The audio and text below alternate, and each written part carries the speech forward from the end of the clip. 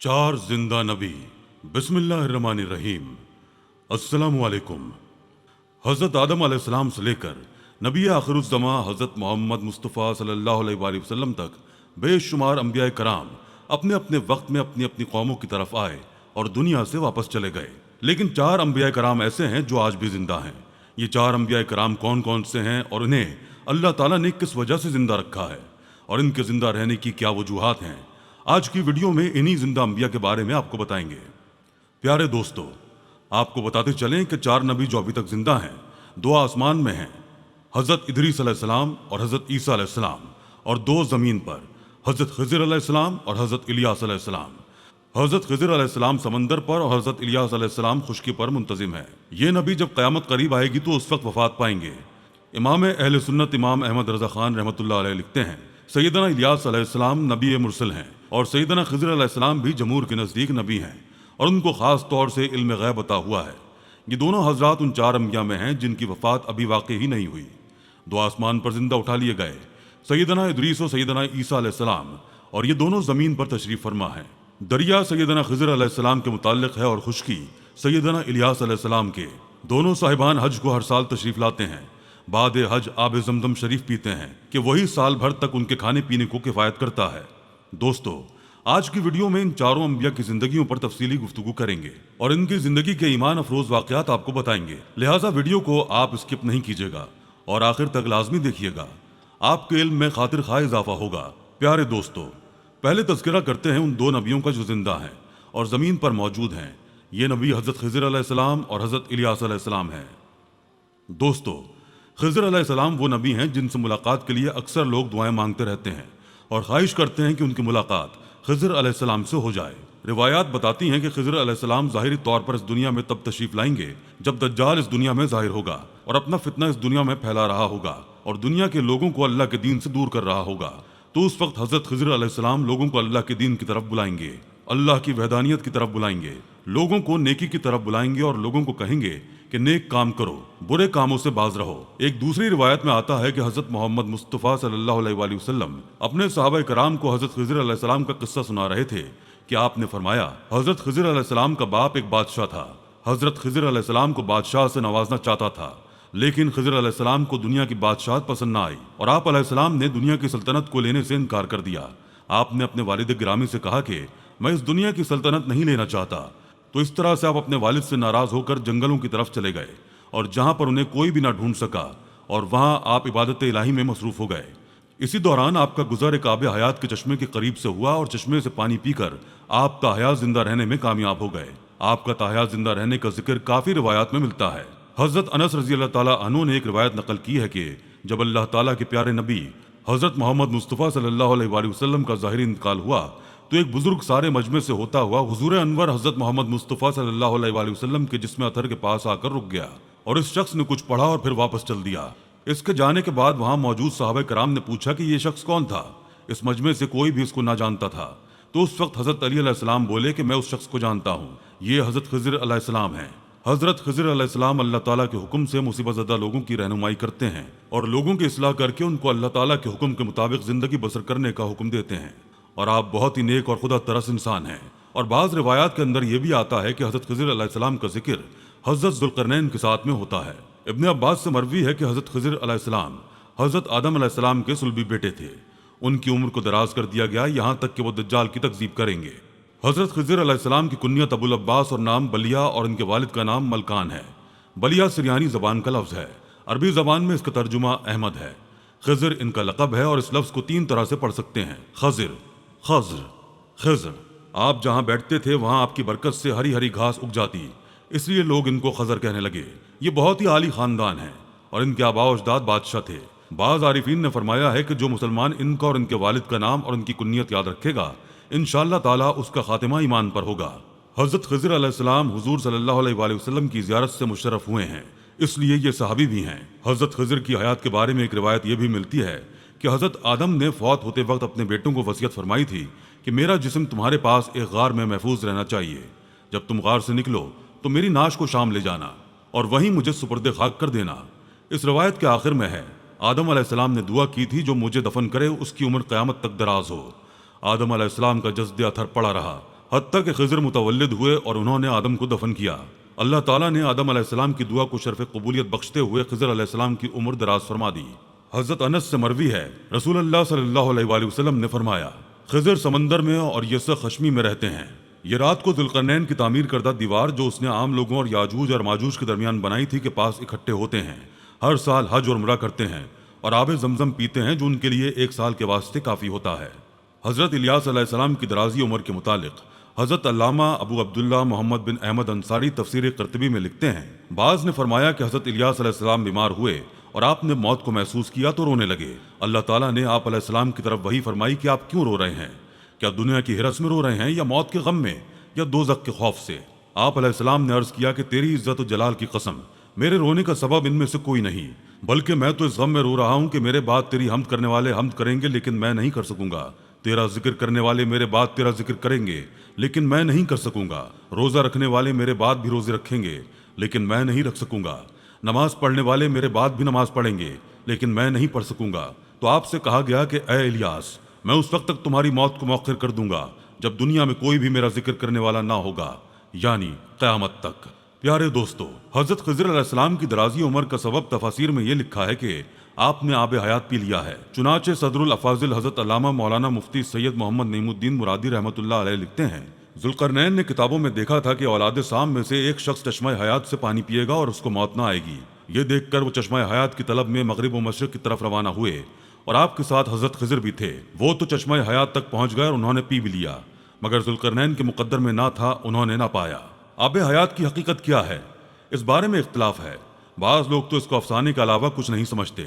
اس اختلاف کی بنیادی وجہ یہ ہے کہ آب حیات کا تذکرہ نہ تو کلام اللہ کی کسی آیت میں ہے اور نہ ہی کلام رسول اللہ صلی اللہ علیہ وآلہ وسلم کی کسی روایت میں ہے۔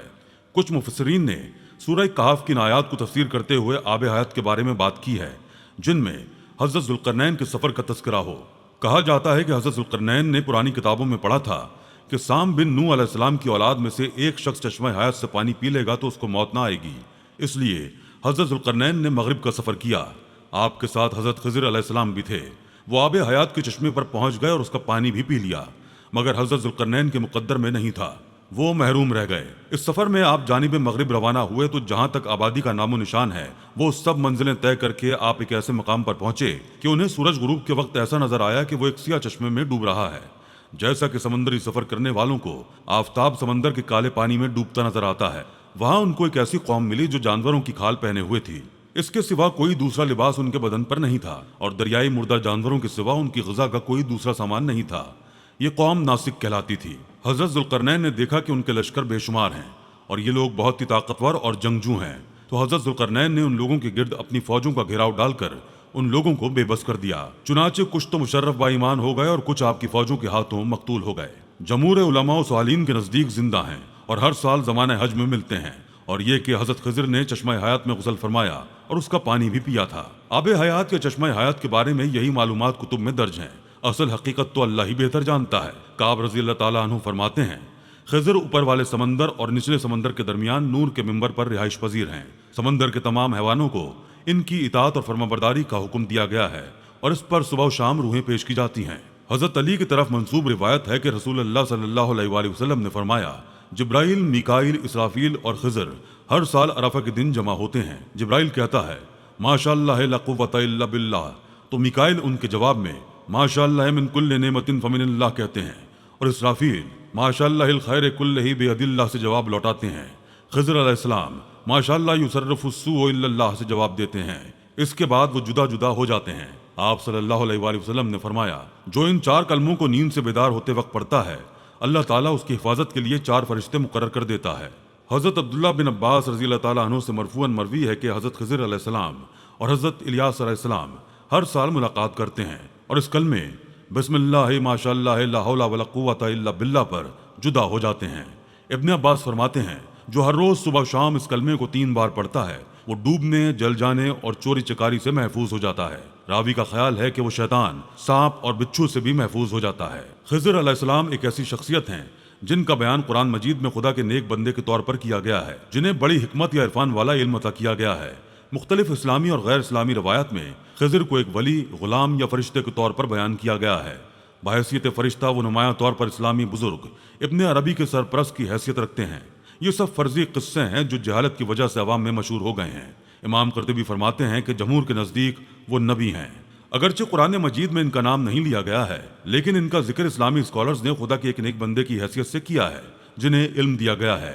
इस नेक बंदे के इल्म को मूसा अलैहिस्सलाम पर उनके साथ किए गए एक सफ़र में मूसा अलैहिस्सलाम पर जाहिर किया जाता है। इस सफ़र में उन्होंने कश्ती में सुराख करने, एक नौजवान का कत्ल और कंजूसों की बस्ती में बिला मुआवजा दीवार की मरम्मत करने जैसे कामों के पसे पर्दा अपने इल्म, जो कि उन्हें अल्लाह ताला की जानिब से खास तौर पर अता किया गया है, की बदौलत कहानी के आखिर में मूसा अलैहिस्सलाम पर वजाहत की, क्योंकि मूसा अलैहिस्सलाम ने आपके हर अमल को गैर मुनसिफाना और नामुनासिब समझा था। मुस्लिम स्कॉलर्स के मुताबिक हज़रत खिज़र अभी भी जिंदा हैं। दोस्तों, हज़रत खिज़र अलैहिस्सलाम का हज़रत मूसा अलैहिस्सलाम से मुलाकात का एक वाक़या जो बहुत मशहूर है कि हज़रत मूसा अलैहिस्सलाम बनी इसराइल को खिताब करने के लिए खड़े हुए तो उनसे सवाल किया गया कि लोगों में सबसे ज्यादा इल्म किसके पास है। हज़रत मूसा अलैहिस्सलाम ने फरमाया, मेरे पास। तो अल्लाह ताला ने उन पर अताब किया कि इल्म को अल्लाह की तरफ मंसूब क्यों नहीं किया। चुनांचे अल्लाह ताला ने वही भेजी कि बहरैन जहाँ दो दरिया मिलते हैं वहाँ मेरे बंदों में से एक बंदा ऐसा है जिसके पास आपसे ज्यादा इल्म है। मूसा अलैहिस्सलाम ने अर्ज किया, ऐ रब, मैं किस तरह उसके पास पहुंचूंगा। अल्लाह ताला ने फरमाया, जंबील में एक मछली रखकर चल दो, जहां वो खो जाएगी वहीं वो शख्स आपको मिलेगा। फिर मूसा अलैहिस्सलाम ने अपने साथ अपने खादिम यूशा बिन नून को लिया और जंबील में मछली रखकर चल दिए। यहाँ तक कि एक टीले के पास पहुंचे तो मूसा अलैहिस्सलाम और उनके खादिम दोनों लेट गए और सो गए। मछली जंबील में कूदने लगी, यहाँ तक कि निकलकर दरिया में गिर गई। अल्लाह ताला ने पानी का बहाव वहीं रोक दिया और वहां ताक सा बन गया और उसका रास्ता वैसा ही बना रहा, जबकि मूसा अलैहिस्सलाम के साथी भूल गए कि उन्हें मछली के मुतालिक बताएं। सुबह हुई तो मूसा अलैहिस्सलाम ने अपने साथी से खाना तलब किया और फरमाया कि इस सफर में हमें बहुत थकन हुई है। रावी कहते हैं कि मूसा अलैहिस्सलाम उसी वक्त थके जब उस जगह से तजावुज किया जिसके मुतालिक हुक्म दिया गया था। इनके साथी ने कहा, देखिए, जब हम टीले पर ठहरे तो मैं मछली भूल गया था और ये यकीनन शैतान ही का काम है कि मुझे भुला दिया कि मैं आपसे उसका तज़किरा करूं कि उसने अजीब तरीके से दरिया का रास्ता इख्तियार किया। मूसा अलैहिस्सलाम ने अपने साथी से खाना तलब किया और फरमाया कि इस सफर में हमें बहुत थकन हुई है। मूसा अलैहिस्सलाम फरमाने लगे, वही जगह हम तलाश कर रहे थे। चुनाचे वो दोनों अपने कदमों के निशानों पर वापस लौटे। वो दोनों अपने कदमों के निशानात पर चलते चलते चट्टान के पास पहुंचे तो एक आदमी को देखा कि वो चादर से अपने आप को ढांके हुए है। हज़रत मूसा अलैहिस्सलाम ने उन्हें सलाम किया। उन्होंने फरमाया कि ज़मीन में सलाम कहाँ। मूसा अलैहिस्सलाम ने फरमाया, मैं ज़मीन में मूसा हूँ। उन्होंने पूछा, बनी इसराइल का मूसा? आप अलैहिस्सलाम ने फरमाया, हाँ। हज़रत खिज़र ने फरमाया, ऐ मूसा, तुम्हारे पास अल्लाह का दिया हुआ एक इल्म है जिसे मैं नहीं जानता और मेरे पास अल्लाह का अता करदा एक इल्म है जिसे आप नहीं जानते। हज़रत मूसा अलैहिस्सलाम ने फरमाया, क्या मैं इस शर्त पर आपके पीछे चलूं कि आप मेरी रहनुमाई फरमाते हुए मुझे वो बात सिखाएं जो अल्लाह ताला ने आपको सिखाई। हज़रत खिज़र ने फरमाया, आप सब्र नहीं कर सकेंगे और इस चीज़ पर कैसे सब्र कर सकेंगे जिसका आपकी अकल ने अहाता नहीं किया। हज़रत मूसा अलैहिस्सलाम ने फरमाया, अनकरीब आप मुझे सब्र करने वाला पाएंगे और मैं आपकी हुक्मदुली नहीं करूंगा। हज़रत खिज़र ने फरमाया, अगर मेरी पैरवी करना ही चाहते हो तो जब तक कोई बात मैं खुद ना बयान करूं आप मुझे नहीं पूछेंगे। हज़रत मूसा अलैहिस्सलाम ने फरमाया, ठीक है। फिर हज़रत मूसा अलैहिस्सलाम और हज़रत खिज़र अलैहिस्सलाम दोनों साहिल पर चल रहे थे कि कश्ती इनके पास से गुजरी। उन्होंने कहा कि हमें भी सवार कर लो। उन्होंने खिज़र अलैहिस्सलाम को पहचान लिया और बगैर किराए के दोनों को बिठा लिया। हज़रत खिज़र अलैहिस्सलाम ने इस कश्ती का तख्ता उखाड़ दिया। हज़रत मूसा अलैहिस्सलाम बोल पड़े कि आपने कश्ती को तोड़ दिया ताकि इस कश्ती वाले गर्क हो जाएं। आपने बड़ा अजीब काम किया है। हज़रत खिज़र अलैहिस्सलाम ने फरमाया, ऐ मूसा, क्या मैंने तुम्हें नहीं कहा था कि तुम मेरे साथ रहकर सब्र नहीं कर सकोगे? हज़रत मूसा अलैहिस्सलाम ने फरमाया, जो बात मैं भूल गया हूँ आप उस पर मेरा मुआखज़ा ना करें और मुझे तंगी में ना डालें। फिर वो कश्ती पर से उतरकर अभी साहिल पर चल ही रहे थे कि एक बच्चा बच्चों के साथ खेल रहा था। हज़रत खिज़र अलैहिस्सलाम ने उसका सर पकड़ा और उसे हाथ से झटका देकर कत्ल कर दिया। मूसा अलैहिस्सलाम कहने लगे कि आपने एक बेगुनाह कत्ल कर दिया, आपने बड़ी बेजा हरकत की। वो कहने लगे कि मैंने कहा था कि आप मेरे साथ सब्र नहीं कर सकते। रावी कहते हैं कि ये बात पहली बात से ज्यादा ताज्जुबखेज थी। मूसा अलैहिस्सलाम कहने लगे कि अगर इसके बाद भी मैं आपसे किसी चीज के बारे में सवाल करूं तो आप मुझे साथ न रखिएगा, आप मेरी तरफ से उज़्र को पहुंच चुके हैं। फिर वो दोनों चले यहाँ तक कि एक बस्ती के पास से गुजरे और उनसे कुछ खाने के लिए मांगा तो उन्होंने उनकी मेहमान नवाजी करने से इनकार कर दिया। इतने में उन्हें वहां एक दीवार मिली जो गिरने के करीब थी। हज़रत खिज़र अलैहिस्सलाम ने इस दीवार को सीधा खड़ा कर दिया। मूसा अलैहिस्सलाम कहने लगे कि हम इन लोगों के पास आए तो इन्होंने हमारी ज़ियाफत तक नहीं की और हमें खाना खिलाने से भी इनकार कर दिया। अगर आप चाहते तो इस काम की उजरत ले सकते थे। हज़रत खिज़र अलैहिस्सलाम ने फरमाया कि बस अब ये वक्त हमारी और आपकी जुदाई का है। मैं आपको इन चीज़ों की हकीकत बता देता हूँ जिन पर आप सब्र नहीं कर सके। हज़रत खिज़र अलैहिस्सलाम हज़रत मूसा अलैहिस्सलाम का कपड़ा पकड़कर फरमाने लगे कि मैं अब आपको इन कामों का राज बताता हूँ कि जिन पर आप सब्र ना कर सके। कश्ती तो उन मिस्कीनों की थी कि जो समंदर में मजदूरी करते थे और उनके आगे एक बादशाह था जो ज़ुल्मन कश्तियों को छीन लेता था। तो जब कश्ती छीनने वाला आया तो उसने कश्ती को ऐबदार समझकर छोड़ दिया और वो कश्ती आगे बढ़ गई और कश्ती वालों ने एक लकड़ी लगाकर उसे दुरुस्त कर लिया। और वो लड़का जिसे मैंने कत्ल किया है फितरतन काफिर था। इसके माँ बाप इससे बड़ा प्यार करते थे, तो जब वो बड़ा होता तो अपने माँ बाप को भी सरकशी में फंसा देता। तो हमने चाहा कि अल्लाह ताला इनको इस लड़के के बदले में दूसरा लड़का अता फरमा दे जो कि इससे बेहतर हो। और वो दीवार जिसे मैंने दुरुस्त किया वो 2 यतीम लड़कों की थी जिसके नीचे खजाना था। नबी करीम सल्लल्लाहु अलैहि वसल्लम ने फरमाया, हमारी चाहत थी कि मूसा अलैहिस्सलाम अल्लाह उन पर रहमत करे कुछ देर और सब्र करते ताकि हमें उनकी अजीब व गरीब खबरें सुनने को मिलती। फिर नबी करीम सल्लल्लाहु अलैहि वसल्लम ने फरमाया कि मूसा ने पहला सवाल तो भूल कर किया था। फिर एक चिड़िया आई जिसने कश्ती के किनारे पर बैठकर दरिया में अपनी चोंच डुबोई। फिर हजरत खिज़र अलैहिस्सलाम ने मूसा अलैहिस्सलाम से फरमाया, मेरे और आपके इल्म ने अल्लाह के इल्म में से सिर्फ इसी कदर कम किया जितना इस चिड़िया ने दरिया से। ये वाक़या कुरान पाक में भी बयान हुआ है, ताहम हजरत खिज़र अलैहिस्सलाम का नाम कुरान पाक में नहीं लिया गया। प्यारे दोस्तों, ये था तज़किरा खिज़र अलैहिस्सलाम का। अब जिक्र करते हैं इलियास अलैहिस्सलाम का और इसके बाद आपको आसमान पर जिंदा 2 अंबिया के बारे में बताएंगे। दोस्तों, हज़रत इलियास अलैहिस्सलाम भी वो जिंदा नबी हैं जिनका जिक्र कुरान मजीद में मौजूद है। जिस तरह के तफसीर में बयान किया गया है कि हज़रत इलियास अलैहिस्सलाम को एक नूरानी घोड़े पर बिठाकर आसमानों की तरफ ले जाया गया। इस बात का तज़किरा हज़रत अनस रज़ी अल्लाह ताला अन्हु एक रिवायत में करते हैं और फरमाते हैं कि मैं और हज़रत मोहम्मद मुस्तफ़ा सल्लल्लाहु अलैहि वसल्लम एक पहाड़ से गुजर रहे थे और वहाँ से गुजरते हुए एक आवाज़ सुनाई दी कि अल्लाह ताला मुझे भी हज़रत मोहम्मद मुस्तफ़ा सल्लल्लाहु अलैहि वसल्लम का उम्मती बना दे। ये आवाज़ सुनते ही अल्लाह ताला के नबी ने मुझे हुक्म दिया कि ए अनस, इस आवाज़ का पता लगाओ ये कौन है। तो हज़रत अनस रज़ी अल्लाह ताला अन्हु बयान करते हैं कि मैं जब पहाड़ के अंदर गया तो मैंने देखा एक सफ़ेद पोश बुजुर्ग अल्लाह ताला की इबादत में मशगूल था। और जब उस शख्स ने मुझे देखा तो कहा, ए बंदे, तू मोहम्मद सल्लल्लाहु अलैहि वसल्लम का सहाबी है। तो हज़रत अनस रज़ी अल्लाह ताला अन्हु ने कहा कि जी हाँ। तो इस बुजुर्ग ने कहा, मेरा सलाम हज़रत मोहम्मद मुस्तफ़ा सल्लल्लाहु अलैहि वसल्लम को पहुँचा दो और हज़रत मोहम्मद मुस्तफ़ा सल्लल्लाहु अलैहि वसल्लम की बारगाह में अर्ज़ करना कि हज़रत इलियास अलैहिस्सलाम आपसे मिलना चाहते हैं। और मैं वापस आप सल्लल्लाहु अलैहि वसल्लम के पास आया। हुजूर सल्लल्लाहु अलैहि वसल्लम की बारगाह में हज़रत इलियास अलैहिस्सलाम का पैगाम पेश किया, सलाम पेश किया तो आप सल्लल्लाहु अलैहि वसल्लम ने मुझे अपने साथ लिया और हज़रत इलियास अलैहिस्सलाम से मिलने के लिए चल पड़े। जब आप हज़रत इलियास अलैहिस्सलाम के पास पहुँचे तो मैं उनसे कुछ दूर खड़ा हो गया। आप सल्लल्लाहु अलैहि वसल्लम और हज़रत इलियास अलैहिस्सलाम काफ़ी देर तक आपस में बातें करते रहे। इस दौरान इन पर आसमान की तरफ से खाना नाजिल हुआ।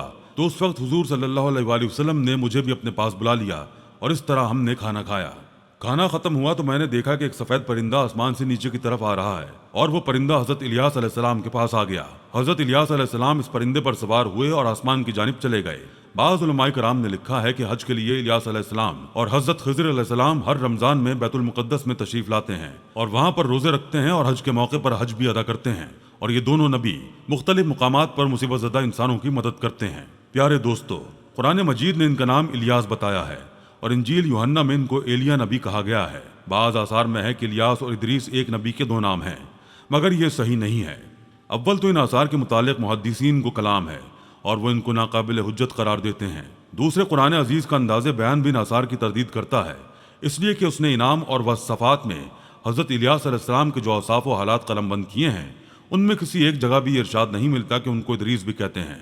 और सूरह अंबिया में इदरीस अलैहिस्सलाम का जिस आयत में तज़किरा है उसमें भी कोई ऐसा इशारा नहीं पाया जाता कि जिससे इन दोनों पैगंबरों के औसाफ व हालात की मुशाबहत पर भी इस्तिदलाल किया जा सके।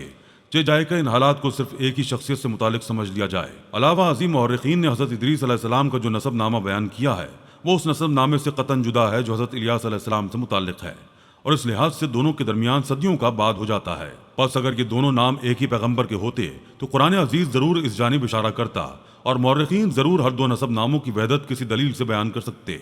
इसलिए सही यह है कि हज़रत इदरीस अलैहिस्सलाम हज़रत नूह अलैहिस्सलाम और हज़रत इब्राहीम अलैहिस्सलाम के दरमियानी दौर के पैगंबर हैं और हज़रत इलियास अलैहिस्सलाम इसराइली नबी हैं और हज़रत मूसा अलैहिस्सलाम के बाद मबूस हुए हैं। चुनांचे तिबरी कहते हैं कि यह हज़रत अल-यसू अलैहिस्सलाम के चचाजाद भाई थे और ये कि इनकी बैसत हज़क़ेल अलैहिस्सलाम नबी के बाद हुई है। बेशतर मौरिखीन का इस पर इत्तिफाक है कि हज़रत इलियास अलैहिस्सलाम हज़रत हारून अलैहिस्सलाम की नस्ल से हैं और इनका नसब नामा ये है, इलियास बिन यासीन बिन फ़ख़ास बिन याज़िर बिन हारून या इलियास बिन आज़र बिन याज़र बिन हारून अलैहिस्सलाम। कुरान अजीज़ में हज़रत इलियास अलैहिस्सलाम का जिक्र 2 जगह आया है, सूरह इनाम में और सूरह साफ़ात में। सूरह इनाम में तो इनको सिर्फ अंबिया अलैहिस्सलाम की फहरिस्त में शुमार किया है और सूरह साफ़ात में बासत और कौम की हिदायत से मुतालिक हालात को मुख्तसर तौर पर बयान किया है। सूरह इनाम की आयत नंबर 85 में ज़करिया अलैहिस्सलाम, याहया अलैहिस्सलाम और ईसा अलैहिस्सलाम के साथ आपका नाम आया है اور قرآن شریف نے چاروں کو صالح کہا ہے۔ سورہ صافات آیت نمبر 123 میں آپ کو رسولوں میں شمار کیا گیا ہے۔ پھر آیت نمبر 124 سے 129 تک آپ کا مختصر قصہ یہ ہے کہ آپ کی قوم بال نامی بت کو پوجتی تھی۔ بال سونے کا بنا ہوا تھا اور 20 گز لمبا تھا اور اس کے 4 چہرے بنے ہوئے تھے اور 400 خدام اس بت کی خدمت کرتے تھے جن کو ساری قوم بیٹوں کی طرح مانتی تھی۔ اس بت میں سے شیطان کی آواز بھی آتی تھی جو لوگوں کو بت پرستی اور شرک کا حکم سنایا کرتا تھا۔ آپ نے اسے خدائے واحد کی پرستش کے لیے کہا۔ اسی صورت کی آیت نمبر 130 میں آپ کو آل یاسین بھی کہا گیا ہے، مگر مترجمین و مفسرین نے آل یاسین کو الیاس ہی لکھا ہے۔ حضرت الیاس علیہ السلام کی بعثت کے متعلق مفسرین اور مورخین کا اتفاق ہے کہ وہ شام کے باشندوں کی ہدایت کے لیے بھیجے گئے تھے اور بالبک کا مشہور شہر ان کی رسالت و ہدایت کا مرکز تھا۔ حضرت الیاس علیہ السلام کی قوم مشہور بت بال کی پرستار اور توحید سے بیزار شرک میں مبتلا تھی۔ خدا کے برگزیدہ پیغمبر نے ان کو سمجھایا اور راہ ہدایت دکھائی، صنم پرستی اور کواکب پرستی کے خلاف واز و پن کرتے ہوئے توحید خالص کی جانب دعوت دی۔ الیاس علیہ السلام باز کے نزدیک ہارون کی نسل سے ہیں۔ اللہ نے ان کو ملک شام کے ایک شہر بالبک کی طرف بھیجا۔ وہ لوگ بال نامی ایک بت کو پوجتے تھے۔ الیاس نے ان کو خدا کے غضب اور بت پرستی کے انجام سے ڈرایا۔ قوم الیاس فلسطین کے مغربی وسطی علاقے سامرہ میں آباد تھی اور وہی بال کی پوجا کرتی تھی۔ بائبل کی کتاب سلاطین میں ہے کہ بادشاہ اخیب کی بیوی ایزابیل نے بال نام کے ایک بت کی پرستی شروع کی تھی۔ الیاس علیہ السلام نے انہیں بت پرستی سے روکا اور معجزے بھی دکھلائے، لیکن نافرمان قوم نے ہدایت کی بات ماننے کے بجائے الیاس علیہ السلام کو قتل کرنے کا منصوبہ بنایا۔ اللہ تعالیٰ نے ان کے منصوبے کو ناکام بنا کر خود ہی ان پر بلائیں مسلط فرما دی اور الیاس علیہ السلام کو اپنے پاس بلا لیا۔ اسرائیلی روایتوں میں یہ بھی کہا گیا ہے کہ انہیں آسمان پر زندہ اٹھا لیا گیا تھا۔ حضرت الیاس علیہ السلام اور ان کی قوم کا واقعہ اگرچہ قرآن شریف میں بہت مختصر مذکور ہے، تاہم اس سے یہ سبق حاصل ہوتا ہے کہ یہود بنی اسرائیل کی ذہنیت اس درجے مست تھی کہ دنیا کی کوئی برائی ایسی نہیں تھی جس کے کرنے پر یہ حریص نہ ہو، اور کوئی خوبی ایسی نہ تھی جس کے یہ دل دادا ہوں، اور انبیاء و رسول کے ایک طویل اور پہم سلسلے کے باوجود بت پرستی، عناصر پرستی، کواکب پرستی، غرض غیر اللہ کی پرستش کا کوئی شعبہ ایسا نہ تھا جس کے یہ پرستار نہ بنے ہوں۔ بس قرآن عزیز میں بنی اسرائیل سے متعلق ان واقعات میں جہاں ان کی بدبختی اور کجروی پر روشنی پڑتی ہے، وہیں ہم کو یہ معزت و عبرت بھی حاصل ہوتی ہے کہ اب جب کہ انبیاء اور رسول کا سلسلہ منقطع ہو چکا ہے اور خاتم النبیین کی بعثت اور قرآن عزیز کے آخری پیغام نے اس سلسلے کو ختم کر دیا ہے، تو ہمارے لیے از بس ضروری ہے کہ بنی اسرائیل کی مسخ فطرت اور تباہ ذہنیت کے خلاف خدائی احکام کو مضبوطی سے پکڑیں اور ان میں کجروی اور ضیق سے کام لے کر ان کی خلاف ورزی نہ کریں، گویا ہمارا شیوا سپرد و تسلیم ہو، انکار و انحراف نہ ہو کہ اسلام کے یہی اور صرف یہی معنی ہے۔ پیارے دوستو، یہ تھا تذکرہ دو زندہ نبیوں کا جو زمین پر موجود ہیں لیکن عام انسان کی آنکھوں سے اوجھل ہیں۔ اب تذکرہ کرتے ہیں ان دو نبیوں کا جو آسمانوں میں زندہ ہیں۔ ویڈیو کو اسکپ نہیں کیجیے گا اور لائک اور شیئر اگر نہیں کیا تو ابھی لائک اور شیئر کر دیجیے۔ دوستو، آسمانوں میں زندہ نبیوں میں پہلے نبی حضرت عیسیٰ علیہ السلام ہیں۔ یاد رہے کہ حضرت عیسیٰ ابن مریم علیہ السلام اللہ رب العزت کے وہ جلیل القدر نبی اور رسول ہیں جو حضور صلی اللہ علیہ وآلہ وسلم کی بعثت مبارکہ سے 650 سال پہلے قوم بنی اسرائیل کی طرف مبعوث کیے گئے۔ جب یہودیوں نے انہیں صلیب پر لٹکانے اور قتل کرنے کا منصوبہ بنایا تو اللہ عز و جل نے ان کے منصوبے اور سازش کو اس طرح ناکام بنا دیا کہ اپنی قدرت کاملہ سے انہیں زندہ آسمان پر اٹھا لیا۔ اللہ تعالیٰ نے حضرت عیسیٰ علیہ السلام کے سخت دشمن اور آپ کے منصوبہ قتل میں شامل ایک یہودی کی صورت کو بدل کر حضرت عیسیٰ علیہ السلام کی صورت جیسا کر دیا۔ آپ کے دشمن یہودیوں نے آپ علیہ السلام کے شعبے میں اسے پکڑا اور سولی پر چڑھا دیا۔ اس طرح حضرت عیسیٰ علیہ السلام نہ صرف یہ کہ مصلوب ہونے سے بچ گئے بلکہ بطور معجزہ زندہ آسمان پر اٹھا لیے گئے۔ احادیث میں موجود حضور صلی اللہ علیہ وآلہ وسلم کی پیش گوئیوں کے مطابق قرب قیامت حضرت عیسیٰ علیہ السلام دوبارہ اس حال میں زندہ زمین پر تشریف لائیں گے کہ آپ نے اپنے دونوں ہاتھ دو فرشتوں کے بازوں پر رکھے ہوں گے۔ نماز فجر کے وقت دمشق کی مشرقی جانب جامع مسجد میں آپ کا نزول ہوگا۔ دجال کا قتل آپ کے ہاتھوں ہوگا، آپ کی شادی اور اولاد ہوگی۔ بالآخر کل نفس ذائقۃ الموت کے تحت آپ کا طبعی وصال ہوگا اور تاجدار کائنات حضور صلی اللہ علیہ وآلہ وسلم کے پہلو میں گنبد خضرا کے اندر آپ کو دفن کیا جائے گا۔ امت مسلمہ کا اجتماعی اور متفق علیہ عقیدہ قرآن اور حدیث کے مطابق یہ ہے کہ حضرت عیسیٰ علیہ السلام کی طبعی وفات نہیں ہوئی اور وہ آسمان سے زندہ زمین پر اتریں گے۔ سورہ آل عمران میں اللہ پاک فرماتا ہے کہ پھر جب عیسیٰ علیہ السلام نے ان کا کفر محسوس کیا تو اس نے کہا، اللہ کی طرف کون لوگ میرے مددگار ہیں؟ تو اس کے مخلص ساتھیوں نے عرض کیا، ہم اللہ کے دین کے مددگار ہیں، ہم اللہ پر ایمان لائے اور اے ہمارے رب، ہم اس کتاب پر ایمان لائے جو تو نے نازل فرمائی، سو ہمیں حق کی گواہی دینے والوں کے ساتھ لکھ لے۔ پھر یہودی کافروں نے عیسیٰ علیہ السلام کے قتل کے لیے خفیہ سازش کی اور اللہ نے عیسیٰ علیہ السلام کو بچانے کے لیے مخفی تدبیر فرمائی، اور اللہ سب سے بہتر مخفی تدبیر فرمانے والا ہے۔ اس آیت کی تفسیر میں امام فخر الدین رازی رحمۃ اللہ علیہ بیان کرتے ہیں بس یہود کا حضرت عیسیٰ علیہ السلام سے مکر یہ تھا کہ انہوں نے ان کو دھوکے سے قتل کرنے کا ارادہ کیا، اور اللہ تعالیٰ نے ان کے اس مکر کی جو تدبیر فرمائی اس کی کئی صورتیں ہیں۔ ایک یہ کہ اللہ تعالیٰ نے حضرت عیسیٰ علیہ السلام کو آسمان پر اٹھا لیا، اور یہ اس طرح ہوا کہ یہود کے ایک بادشاہ نے حضرت عیسیٰ علیہ السلام کے قتل کا ارادہ کیا، جبکہ حضرت جبرائیل علیہ السلام حضرت عیسیٰ علیہ السلام سے ایک لمحہ بھی جدا نہیں ہوتے تھے۔ اللہ تعالیٰ کے فرمان اور ہم نے پاکیزہ روح کے ذریعے اس کی مدد فرمائی کا یہی مطلب ہے۔ پس جب یہود نے حضرت عیسیٰ علیہ السلام کو قتل کرنے کا ارادہ کیا تو حضرت جبرائیل علیہ السلام نے ان کو ایک مکان میں داخل ہونے کا کہا۔ اس مکان میں ایک روشن دان تھا۔ جب وہ اس مکان میں داخل ہوئے تو حضرت جبرائیل علیہ السلام نے حضرت عیسیٰ علیہ السلام کو اس روشن دان سے نکال لیا اور آپ کی شبیہ ایک اور شخص پر ڈال دی۔ پس یہود نے اسے پکڑا اور اسے عیسیٰ سمجھ کر صلیب پر لٹکا دیا۔ پس اس پر وہاں موجود لوگوں کے 3 گروہ بن گئے۔ ایک نے کہا کہ ہمارے درمیان معاذ اللہ خدا تھا، دوسرے نے کہا معاذ اللہ وہ خدا کا بیٹا تھا، تیسرے نے کہا وہ اللہ کے بندے اور رسول تھے۔ پس پہلے دونوں گروہ باطلہ، تیسرے مومن گروہ پر غالب آ گئے، حتیٰ کہ اللہ تعالیٰ نے حضور صلی اللہ علیہ وآلہ وسلم کو مبعوث فرمایا۔ المختصر یہود کے ساتھ اللہ کے مکر کا معنی یہ ہے کہ اللہ تعالیٰ نے حضرت عیسیٰ علیہ السلام کو آسمان پر اٹھا لیا اور یہود کو حضرت مسیح علیہ السلام کے ساتھ دھوکہ دہی سے باز رکھا۔ روایات بتاتی ہیں کہ جب عیسیٰ علیہ السلام نے نبوت کا اعلان کیا اور انہوں نے اپنے ارد گرد کے لوگوں کو جمع کیا اور ان کو جمع کر کے بتایا کہ میں اللہ کی طرف سے بھیجا ہوا نبی ہوں اور میں دعوت حق دینے کے لیے مبعوث ہوا ہوں، لیکن جس قوم کی طرف اللہ تعالیٰ نے حضرت عیسیٰ علیہ السلام کو مبعوث فرمایا وہ قوم یہودی تھی، اور ان کی کتابوں میں واضح لکھا تھا کہ اللہ تعالیٰ کا ایک نبی آئے گا جو یہودیوں کے دین کو ختم کر دے گا، اور اسی ڈر کی وجہ سے یہودیوں نے حضرت عیسیٰ علیہ السلام کو قتل کرنے کا منصوبہ بنا لیا کہ اگر حضرت عیسیٰ علیہ السلام زندہ رہے تو ہمارے دین کو ختم کر دیں گے۔ چنانچہ حضرت عیسیٰ علیہ السلام اللہ تعالیٰ کے حکم کے مطابق ان یہودیوں کو دین حق کی طرف بلاتے رہے اور دین حق دیتے رہے، لیکن وہ بدبخت قوم آپ پر ایمان نہ لائی اور آپ کو جھٹلاتی رہی اور آپ پر تانا کشی کرتی رہی۔ جب آپ کو یقین ہو گیا کہ یہ لوگ میری کسی بات کا یقین نہیں کریں گے اور اسی جہالت پر رہیں گے، تو ایک دن حضرت عیسیٰ علیہ السلام نے سب یہودیوں کو اکٹھا کیا اور ان سب سے کہا کہ آپ لوگوں میں سے کون ہے جو اللہ تعالیٰ کے دین پر ایمان لاتا ہے؟ تو ان میں سے تقریباً 12 یا 19 لوگ ایسے تھے جنہوں نے اس بات کا اقرار کیا کہ ہم اللہ تعالیٰ کی وحدانیت۔ چنانچہ یہودیوں نے ایک توتیانوس نامی شخص کو مقرر کیا۔ وہ شخص حضرت عیسیٰ علیہ السلام کو قتل کرنے کے لیے آیا۔ ادھر جب توتیانوس حضرت عیسیٰ علیہ السلام کے پاس پہنچا اور اس ارادے سے جا رہا تھا کہ میں آپ کو آج قتل کر دوں گا، تو اللہ تعالیٰ نے اپنے فرشتے کو حکم دیا کہ جاؤ اور حضرت عیسیٰ علیہ السلام کو آسمان کی طرف اٹھا کر لے آؤ۔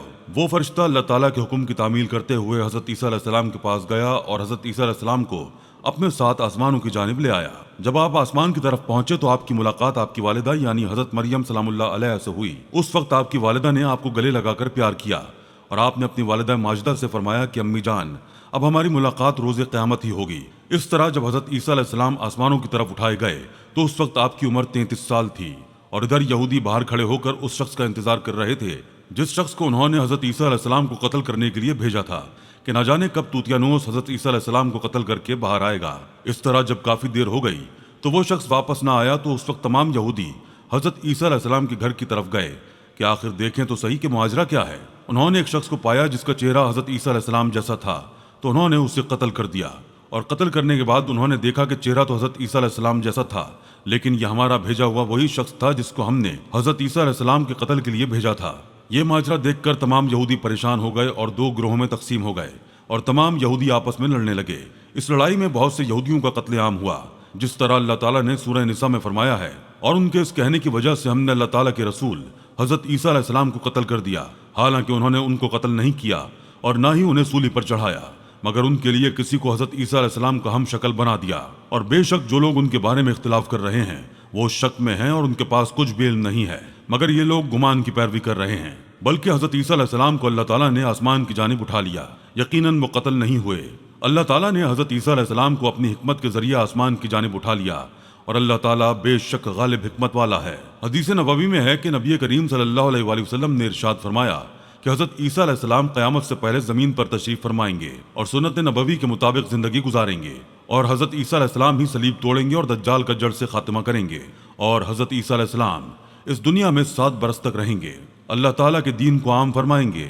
آپ کو مدینے کی سرزمین میں گنبد خضرا میں دفن کیا جائے گا، اور جو لوگ یہ عقیدہ رکھتے ہیں کہ حضرت عیسیٰ علیہ السلام معاذ اللہ قتل ہو گئے یا سولی پر لٹکائے گئے تو وہ دائرہ اسلام سے خارج ہیں اور وہ کفر کر رہے ہیں۔ آپ علیہ السلام کو مسیح اس لیے کہا جاتا ہے کہ آپ زمین میں چلنے یعنی سیاحت کرنے والے تھے۔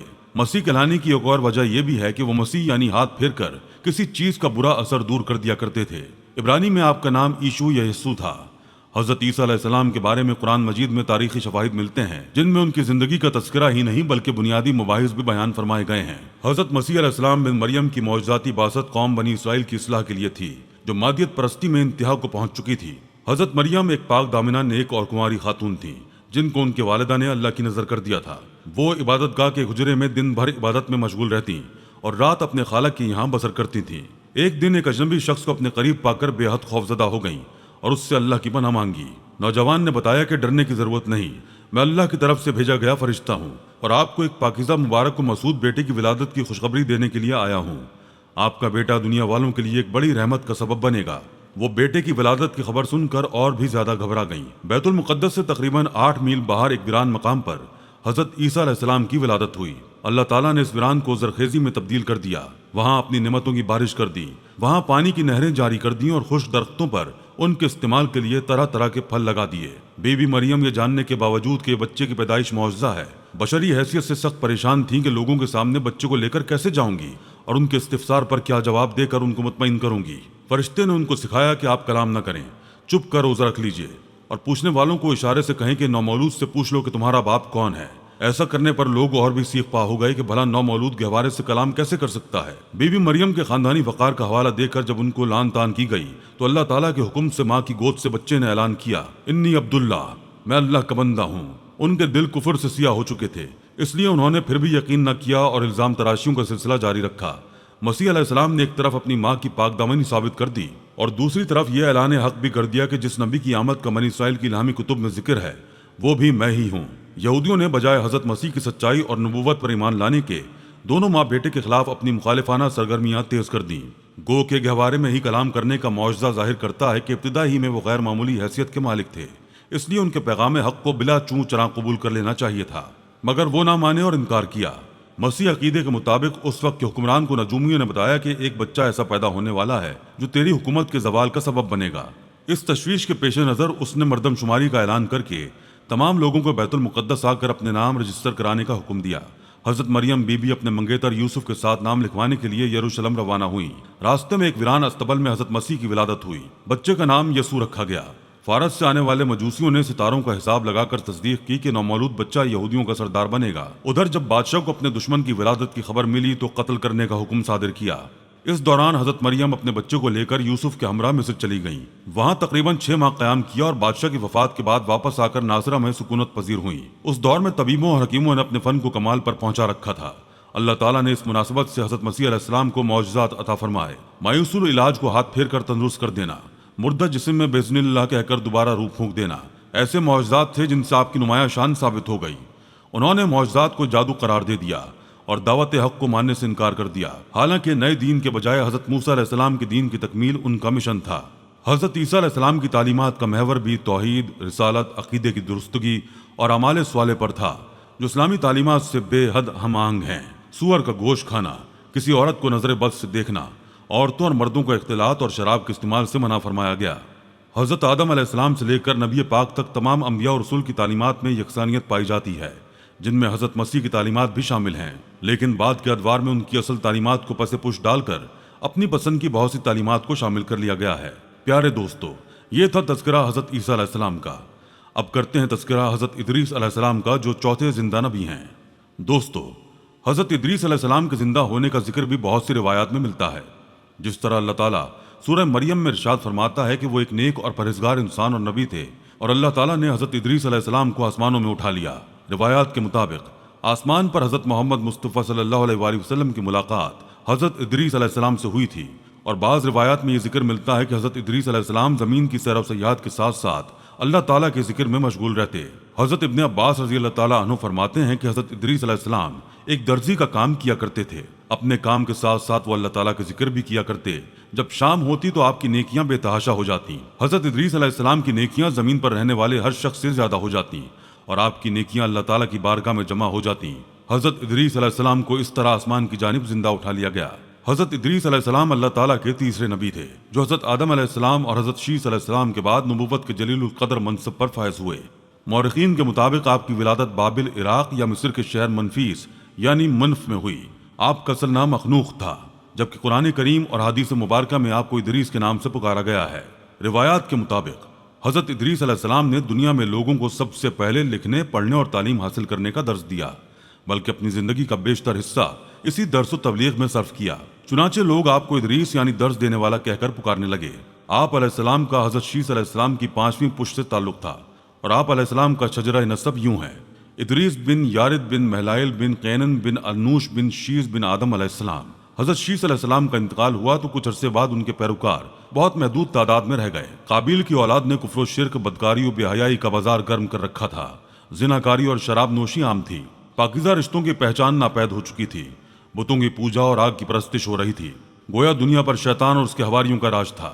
حضرت آدم علیہ السلام اور حضرت شیث علیہ السلام کی قائم کردہ شرعی حدود اور احکامات الہی کو پامال کیا جا رہا تھا، اور یہی وہ وقت تھا کہ جب اللہ جل شانہ نے اس بگڑی قوم میں ایک نبی مبعوث کرنے کا فیصلہ کیا، اور اس عظیم منصب کے لیے حضرت شیث علیہ السلام کی نسل سے حضرت ادریس علیہ السلام کا انتخاب فرمایا۔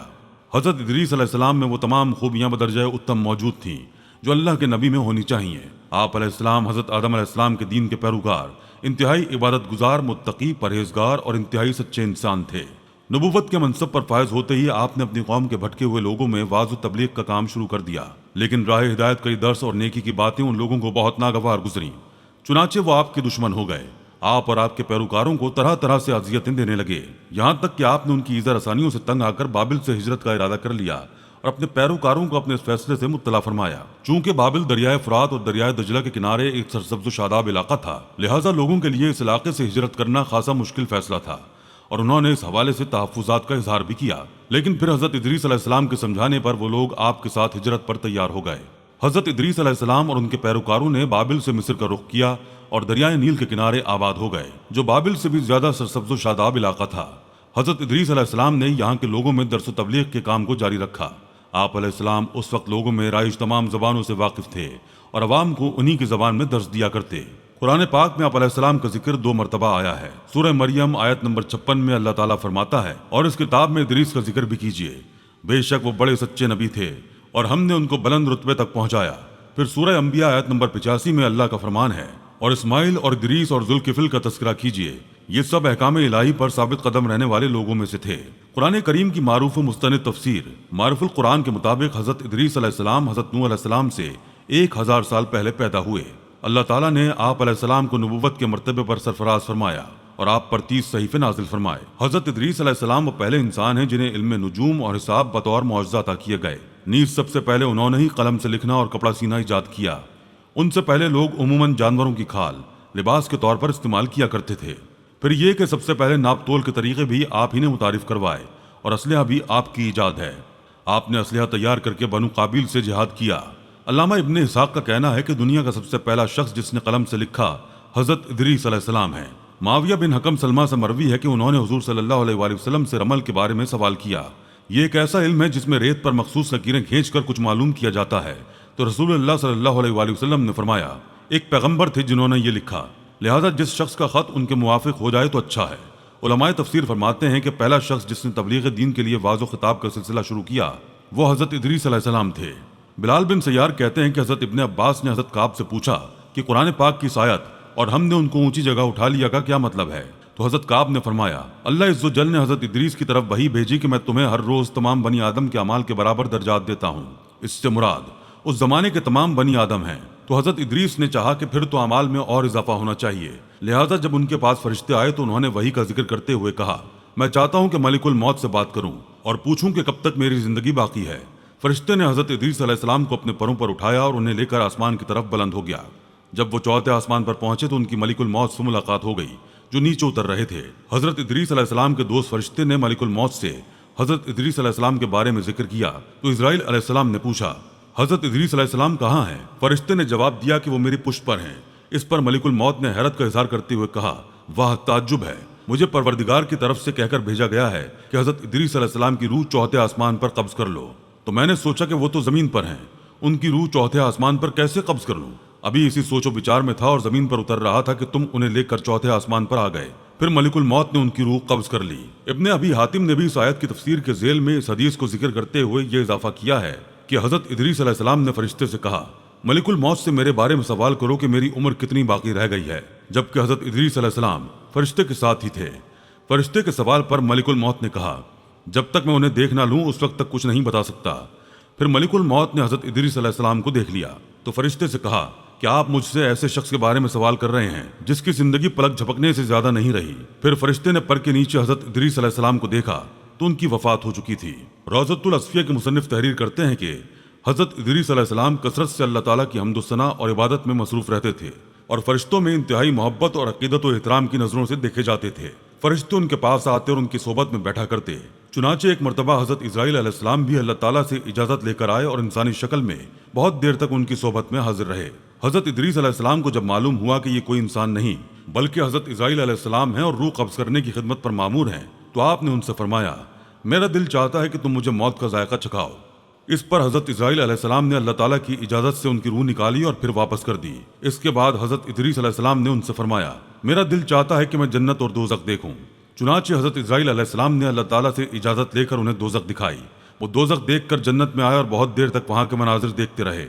آخر حضرت اسرائیل علیہ السلام نے عرض کیا کہ اب واپس تشریف لے چلیے، مگر حضرت ادریس علیہ السلام نے جواب میں کہا کہ جب تک جنت و دوزخ کو پیدا کرنے والا مجھے یہاں سے جانے کا حکم نہیں دے گا اس وقت تک یہاں سے نہیں جاؤں گا۔ چنانچہ اللہ تعالیٰ نے ایک فرشتے کو مقرر فرمایا کہ وہ ان کے درمیان فیصلہ کر دے۔ حضرت اسرائیل علیہ السلام نے اس فرشتے کو پوری صورتحال بتائی۔ پھر حضرت ادریس علیہ السلام نے فرمایا، میں قانون خداوندی کے مطابق موت کا ذائقہ چکھ چکا ہوں اور اب جنت میں آ گیا ہوں۔ چونکہ حق تعالیٰ نے فرمایا ہے ہم تم کو اس سے نہیں نکالیں گے، لہٰذا میں یہاں سے نہیں جانا چاہتا۔ حضرت کعب احبار کی روایت ہے کہ فرشتے نے اللہ تعالیٰ کے حکم سے فیصلہ کیا کہ اچھا آپ چھٹے آسمان پر رہیے اور فرشتوں کے ساتھ عبادت کیجیے۔ چنانچہ حضرت ادریس علیہ السلام چھٹے آسمان پر فرشتوں کے ساتھ عبادت میں مشغول رہتے ہیں۔ واللہ عالم۔ اس سلسلے میں متفق علیہ حدیث یہ ہے کہ حضرت ادریس علیہ السلام چوتھے آسمان پر ہیں۔ مجاہد اور دیگر بہت سے علماء کرام کا یہی قول ہے۔ حضرت زہری نے بھی حضرت انس سے مروی معراج کی حدیث نقل کی ہے کہ جب نبی کریم صلی اللہ علیہ وآلہ وسلم معراج کی رات چوتھے آسمان پر پہنچے تو وہاں آپ صلی اللہ علیہ وآلہ وسلم کی ملاقات حضرت ادریس علیہ السلام سے ہوئی، جنہوں نے حضور صلی اللہ علیہ وآلہ وسلم کو دیکھ کر فرمایا، مرحبا صالح بھائی اور صالح نبی۔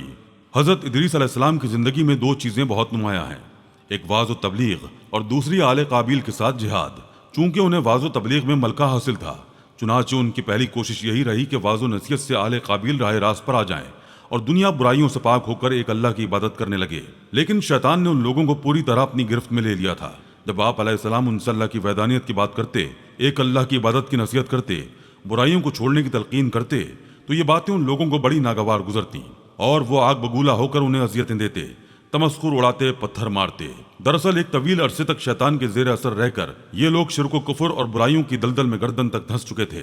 دنیا واضح طور پر دو گروہوں میں تقسیم ہو چکی تھی، ایک شیطان کے پیروکار اور دوسرے اللہ رب العزت کے ماننے والے۔ حضرت ادریس علیہ السلام اس صورتحال پر بڑے دل گرفتار اور پریشان رہا کرتے تھے۔